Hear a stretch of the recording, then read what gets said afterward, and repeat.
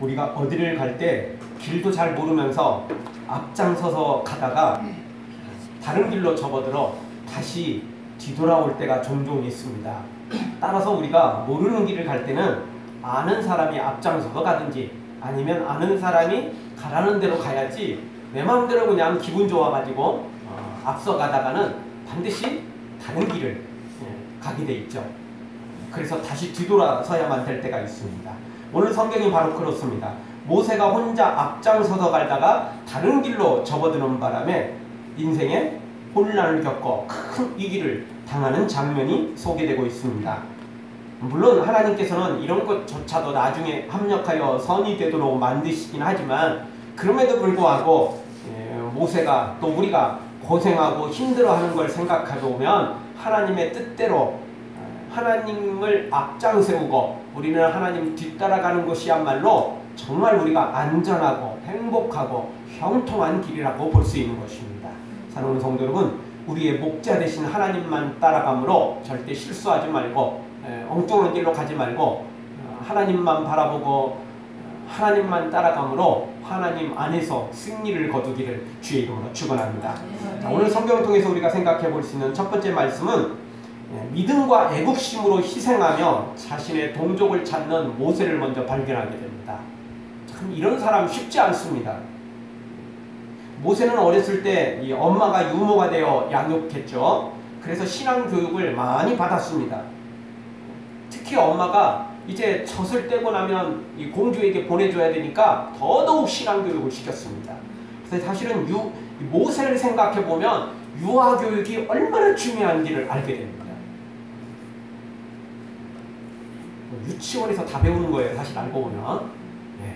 그 이후에 잘 배웁니다. 그러나 정말 핵심을 유치원에서 배운다라고 볼 수 있습니다. 모세가 그랬습니다.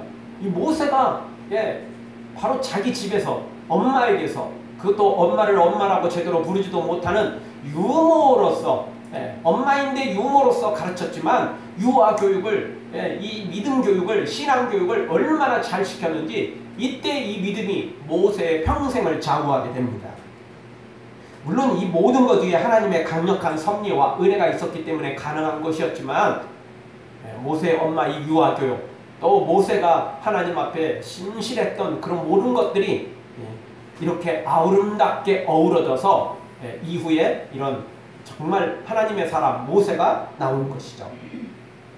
모든 남자들이 다 죽어가는데 모세는 특별한 하나님의 역사로 섭리로 살아났을 뿐만 아니라 공주의 아들로 들어가게 되지 않습니까? 그래서 모세는 모든 면에서 부족함이 없이 넉넉하게 살 수 있었습니다. 돈도 명예도 권력도 학문도 그런 마음만 먹으면 무엇이든지 소유할 수 있는 그런 존재였습니다. 그럼에도 불구하고 모세에겐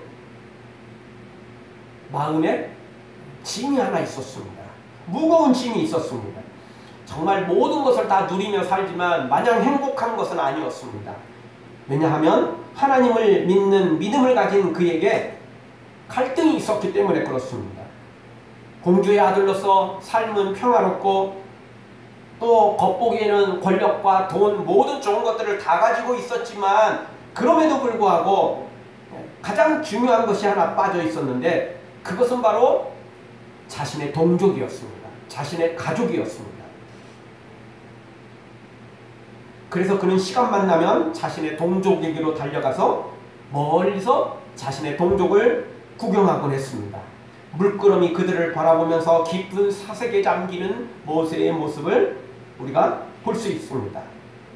동족이 종살이하며 힘든 고역 속에 살아가는데 자신은 공주의 아들로서 모든 것이 넉넉하게 살아가는데 그것이 마냥 좋지만은 않았던 것입니다. 무엇보다도 그는 부모 형제가 있는 것을 잘 알고 있었지만 그 부모 형제를 마음 놓고 도울 수가 없었습니다. 마음 놓고 도우면 자신의 신분이 탄로나고 결국 자신만이 문제가 아니라 자신을 입양시켜준 공주도 위험해질 수 있고 자신은 뭐 두말할 것도 없고 가족까지 위험에 빠뜨릴 수 있기 때문에 함부로 가족들을 도와줄 수가 없었던 것입니다. 그래서 자신은 풍족하게 잘 먹고 잘 살고 있는데 가족은 여러 가지로 힘들고 동족은 정말 노예 생활에 하루하루 살아가기조차도 힘든 이런 힘든 생활 속에서 모세의 갈등은 갈수록 심해져만 갔습니다. 그러다가 모세가 40살이 되는 어느 날, 그날도 동족이 있는 곳으로 가서 보고 있는데 애굽인이 자신의 동족 히브리인을 무참하게 치는 장면을 보게 됩니다. 짐승 취급하면서 무자비하게 사람 취급하지 않는 그 모습을 보고 모세는 마치 자신이 그런 대접을 받고 자신이 그렇게 억울한 사연을 당한 것 같은 아픔을 느끼게 됩니다. 그래서 오늘 성경 12절에 보니까 마침 주위에 아무도 보이지 않는 것을 알고는 모세는 그 애굽인을 쳐서 죽이고 그리고 모래로 감추어 줍니다. 그날 저녁 모세는 잠을 자기가 쉽지 않았을 것입니다. 드디어 자기가 민족과 가족을 위해서 뭔가를 할 수 있다는 그런 생각도 있었을 것이고 바로 오늘 자신이 그 일을 했다는 생각도 있었을 것이고 그럼에도 불구하고 또 사람을 죽였다는 이런 또 다른 충격이 있었을 것입니다. 물론 이게 뭐 죄책감이나 또 다른 뭐 어떤 그 괴로움 그런 것들은 아닐 것입니다. 왜냐하면 모세는 이거 독립운동을 한 거거든요. 모세는 이거 신앙운동을 한 거거든요. 우리도 일제강점기를 지냈기 때문에 또 6.25를 겪었기 때문에 잘 압니다. 우리를 죽이려고 우리 부모 형제 국민을 죽이는 촛불이를 들이대는 일본 놈들, 일본의 앞잡이들, 그들을 처단하고 또 이 북한의 공산주의자들이 우리 형제와 민족을 죽이는데 그들에게 총을 쏘서 그들을 죽이는 것 때문에 죄책감을 갖고 그러나요? 그러진 않습니다. 그건 아무 혐의도 없거나 또는 그냥 개인적인 일 때문에 법을 초월해서 죽였을 때는 문제가 생기지만 이거는 애국운동이거든요. 이건 독립운동이거든요. 이건 정당한 지금 그 싸움이라고 볼 수 있는 거거든요. 그러니까 그런 것은 아닙니다. 그럼에도 불구하고 모세는 여러 가지 생각들 때문에 아마 잠을 자기가 쉽지 않았을 것입니다. 특별히 모세는 이때를 생각하면서 하나님이 자신을 공주의 아들로 보낸 것은 이때를 위함일 것이다. 그런 확신을 갖게 됩니다. 그리고 자신의 동족들도 이제는 자신이 뭔가 할 수 있다는 자신을 통해서 뭔가 할 수 있다는 그런 확신을 갖기를 원했던 것입니다. 그래서 이제 하나님께서 자신을 크게 사용하실 것이고 백성들도 공주의 아들인데 실제로는 같은 우리 히브리 민족이야 라면서 자신에게 소망을 갖고 자기를 중심으로 똘똘 뭉쳐가지고 뭔가 큰 일을 해낼 것이다 라는 그런 확신을 가지고 있었던 것입니다. 오늘 성경을 통해서는 그런 내용이 전혀 없습니다. 그러나 사도행전 7장 23절에서 25절을 보면 모세의 마음이 고스란히 소개되는데 이렇게 말합니다. 나이 40이 되매 그 형제 이스라엘 자손을 돌아볼 생각을 하더니 한 사람의 원통한 일 당함을 보고 보호하여 압제받는 자를 위하여 원수를 갚아 애굽 사람을 쳐 죽이니라. 저는 그 형제들이 하나님께서 자기의 손을 빌어 구원하여 주시는 것을 깨달으리라고 생각하였으나 저희는 깨닫지 못하였더라. 모세는 지금 이 애굽인을 죽인 이 일을 통해서 하나님이 자신을 들어 사용하실 것이고 자신의 동족인 히브리 사람들은 하나님이 자신을 세우셨음을 다 깨달아 알 거라고 그렇게 기대를 했던 것입니다. 그런데 어떻게 됐죠? 자신의 동족 히브리 사람들은 자신을 세운 것을 깨닫지도 못했고 하나님은 자신을 돕지도 않았던 것이죠.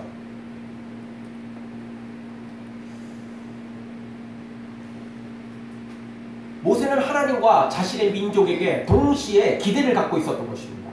하나님은 자신을 들어 사용할 거라는 기대, 동족에게는 하나님께서 자신을 지도자로 세우셨으니 자신을 믿고 따라오기만 하면 같이 합력해서 뭔가 좋은 일을, 큰 일을 이룰 거라는 그런 기대, 확신을 가지고 있었던 것입니다. 이런 기대와 부푼 꿈을 가지고 이튿날 다시 그 장소에 나갔죠. 그런데 이번에는 동족끼리 싸우고 있는 겁니다. 안 그래도 노예 생활하면서 애국 사람들한테 원통한 일을 많이 당했는데 자기들끼리 돕고 힘이 돼야 되는데 자기들끼리 싸우고 있는 거예요. 그 동족끼리 싸우고 있는 모습을 본 모세는 격분에 휩싸여서 싸움을 말리면서 특별히 그 중에 잘못한 사람한테 꾸중을 합니다. 그런데 그 사람이 자신의 그 잘못을 지적받고 내가 잘못했다 미안하다 이래야 되는데 어떻게 됩니까? 누가 언제 너를 우리의 재판관적으로 세웠느냐, 항의를 하더니 어제는 애굽인을 죽이더니 오늘은 나를 죽이려느냐 이러면서 도리어 큰 소리를 칩니다. 진짜 이 사람 애굽인 못지않게 아나무인이고 애굽인 못지않은 정말 나쁜 사람이라고 볼 수 있겠죠. 더 큰 문제는 이 사람이 결국 고자질을 했다는 것입니다. 왜냐하면 모세가 사람을 애굽인을 죽인 사건이 누구에게 올라가죠? 바로에게 올라갑니다. 만약 이게 자기들끼리만 알고 있었으면 어떻게 알았겠어요? 누군가 고자질을 해야 한 거거든요. 누군가 고자질을 했는데 이게 가장 유력한 존재는 바로 이 사람이라고 볼 수 있어요. 물론 바로도 히브리 사람 중에 누군가 스파이를 심어놨겠죠. 돈 좀 줘가면서 스파이를 심어놨겠지만 그래도 최소한 그 스파이가 이걸 알아챌 정도라면 이 사람이 소문을 냈다는 거예요. 소문을 냈다는 거죠. 결국 이 모세는 하나님을 위해서 그리고 동족과 형제들을 위해서 이 자신의 모든 좋은 것들을 포기하고 여기에 동참했지만 돌아온 것은 애국자가 아니고 돌아온 것은 명예가 아니고 돌아온 것은 칭찬이 아니고 살인자가 되고 말았습니다.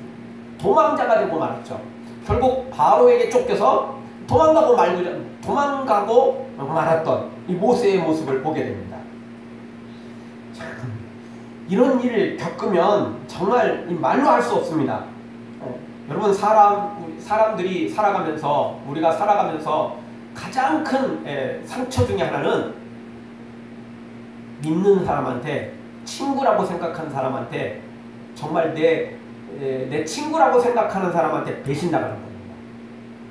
오죽했으면 믿는 도끼에 발등 찍힌다는 말이 왜 나오겠습니까?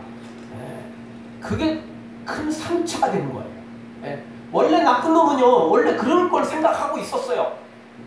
그렇지만 친구라고 생각한 사람이 배신을 하면 그거요 상처가 매우 큽니다. 그런 상처는 평생을 갑니다. 근데 모세가 그런 것입니다.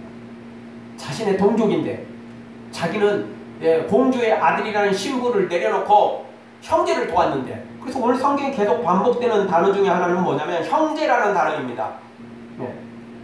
11절 상관절 자기 형제들에게 나가서 자기 형제를 치는 것을 본지라. 형제라는 말 사실 이 모세하고 이 사람들하고 형제일 수가 없죠.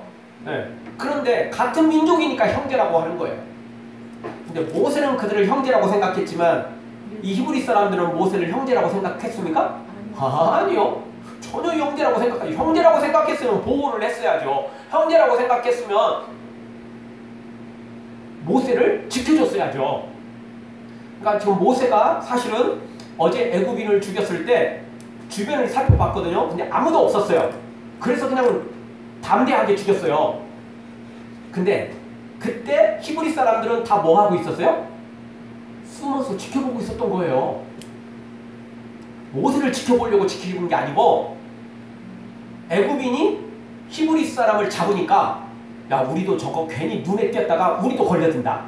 우리도 이거 잘못하면 저렇게 맞고 죽을 수도 있다. 그래가지고 지금 모두가 다 고양이를 본 쥐처럼 다 숨어갖고 지금 다 숨어갖고 지켜보고 있는 거예요. 나가지 못하고 말리지도 못하고 응원도 못하고 벌벌 떨면서 다 지금 다 숨어 있는 거예요.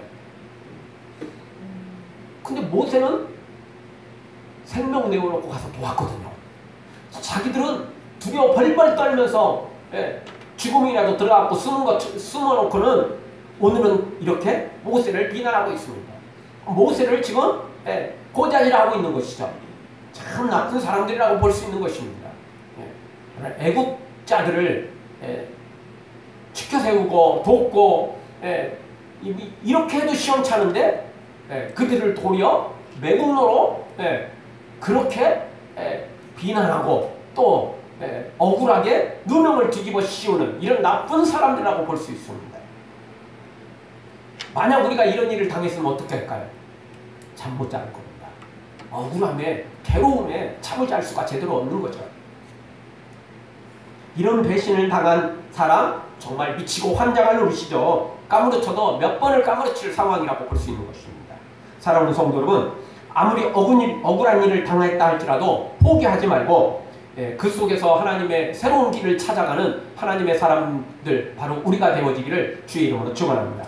아멘. 다 같이 한번 따라서 하겠습니다. 의로운 일을 하다가 억울한 일을 당할 수 있습니다. 억울한 일을 당할 수가 있습니다. 의로운 일을 할 때는 억울한 일을 당할 수 있다는 겁니다. 그거 사탄이 그렇게 조장을 한다는 것입니다. 그리고 또 믿음 없는 사람들은 그 일에 앞장서서 같이 돕게 됩니다. 다 하나님의 사람만 있는 건 아닙니다. 다 믿음으로 세워져 있는 사람만 있는 건 아니라는 것입니다. 내가 믿음의 길을 걸어갈 때, 의로운 일을 할 때는 고난이 있다는 걸 알아야 됩니다. 거기에 실망하고 좌절하고 자포자기하면 안 됩니다. 고난이 있다는 사실을 미리 준비해야 됩니다. 핍박이 있을 수 있다는 사실을 알아야 됩니다. 사탄의 장난질이 있을 수 있다는 사실을 미리 우리가 준비를 해야 된다는 것입니다. 그런데 여기서 궁금한 게 하나 있습니다. 모세를 밀고 한 사람은 그렇다고 치지만 적극적으로 또 옹호하지 못한 동족도 그렇다고 치지만 하나님은 왜 침묵하셨느냐는 겁니다. 사람들은 사람이니까 그렇다고 쳐요. 하나님은 왜 침묵하셨느냐는 겁니다. 하나님을 위해 모든 걸 버리고 희생한 모세를 왜 하나님은 돕지 않았느냐는 것입니다. 히브리서 11장 26절처럼 애굽의 모든 보화와 모든 좋은 것들을 다 버린 이유는 하나님이 상 주실 것을 모세가 믿었기 때문에 이 일을 한 거거든요. 그런데 왜 하나님은 모세에게 상은커녕 살인자가 도망자가 되도록 왜 내버려 두셨느냐는 거예요. 왜 구경만 하셨느냐는 거죠. 애굽인이야 그렇다 치고 바로야 그렇다 치고 또 동족이라고 해도 그렇다고 치더라도 왜 하나님은 모세를 내버려 두었느냐는 거예요. 이런 하나님이라면 우리도 따라가기 힘든 거 아니겠어요?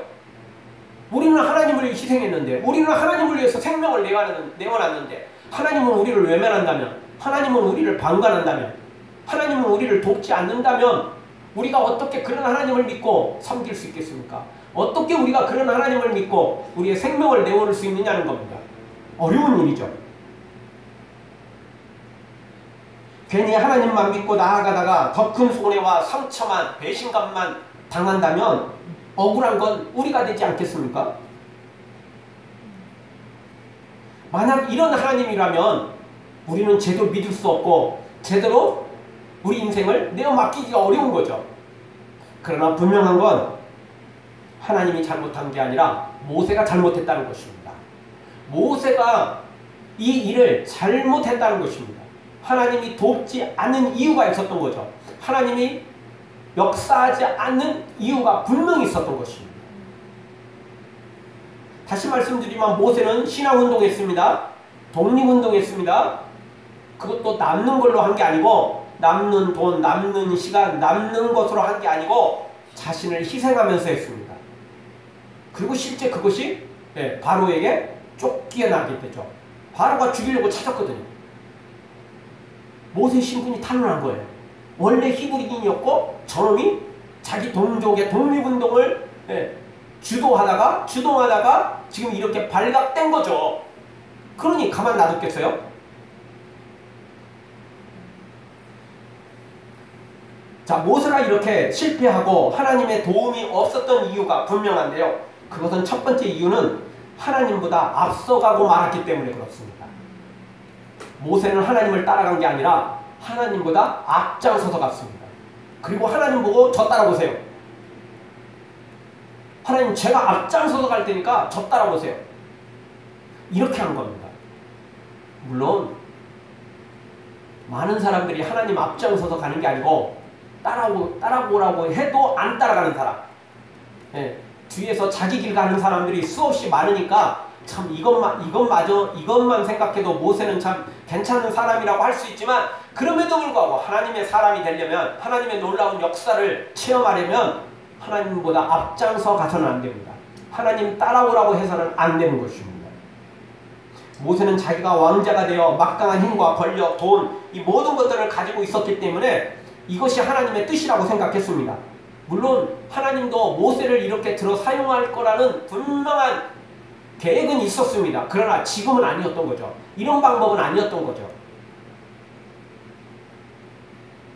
하나님은 모세를 공주의 아들로 보내서 독립운동을 하라고 한 게 아니라 모세를 공주의 아들로 보내서 안전하게 지키셨고, 그리고 이후에 또 모세가 지도자가 될 거니까 미리 공부를 다 해놓은 거예요.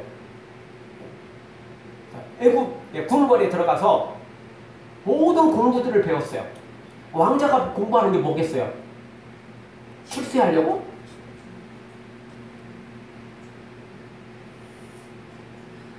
아니잖아요. 어디 정부 고위직에 들어가려고요? 시험 봐가지고 합격하려고요? 아니잖아요.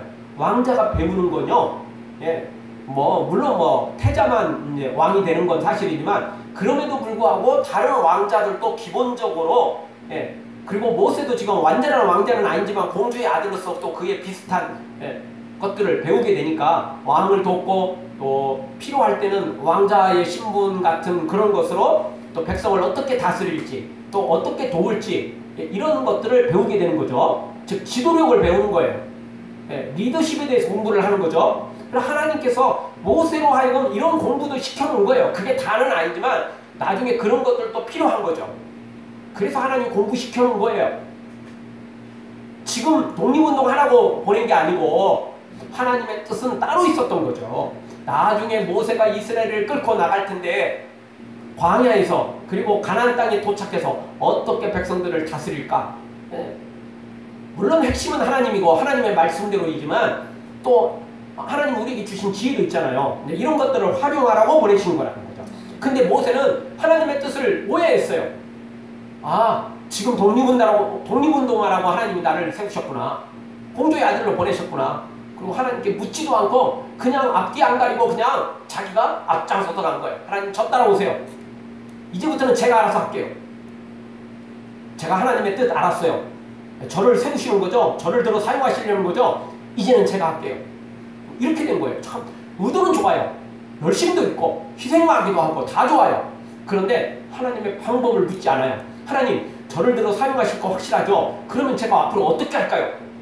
하나님 제가 어떻게 쓰면 좋을까요? 이걸 물어야 되는데 그게 아니고 하나님 제가 할게요. 저 따라오세요. 걱정하지 마세요. 제가 알아서 다 할게요. 이렇게 된 거예요. 이게 문제라는 거예요. 로마서 10장 2절 3절에 보면 이렇게 말합니다. 내가 증거하노니 저희가 하나님께 열심히 있으나, 모세에 대한 이야기는 아니지만 모세도 여기에 포함됩니다.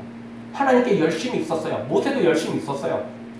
그런데 문제는 뭐였냐? 지식을 좇는 것이 아니라 하나님의 의를 모르고 자기 의를 세우려고 힘써 하나님의 의를 복종치 아니하였느니라. 결과가 그렇게 돼버린 거예요. 물론 모세가 자기 의를 드러내려고 한 것은 아니겠죠. 그렇지만 결과적으로 그렇게 돼버린 거예요. 하나님의 의를 드러낸 게 아니고 하나님 저 따라오세요. 하나님 제가 알아서 할게요. 걱정하지 마세요. 이제부터는 제가 앞장서서 할게요. 이렇게 돼버린 거예요. 즉 열심은 있었으나 하나님의 뜻대로 하지 못한 거죠. 어떻게 보면 이런 사람들이 문제를 일으킵니다. 물론 이것도 없고 저것도 없는 사람, 이런 사람이 더 큰 문제이긴 합니다. 하나님은 이런 사람들은 나중에 또 잘 또 훈련시켜서 나중에 크게 또 사용하시거든요. 사도 바울도 그러잖아요. 하나님께 열심은 있었으나 잘못된 열심을 가지고 있었잖아요.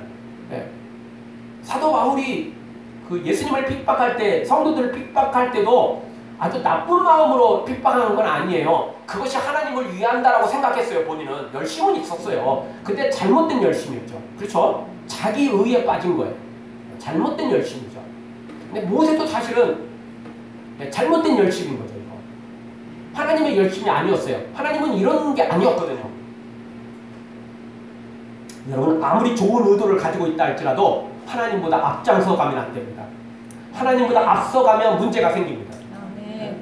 그게 아무리 좋은 의도 갖고 있고 아무리 또 좋은 방법을 사용해도 하나님보다 앞장서 가는 것은 반드시 문제가 생기게 되는 것입니다.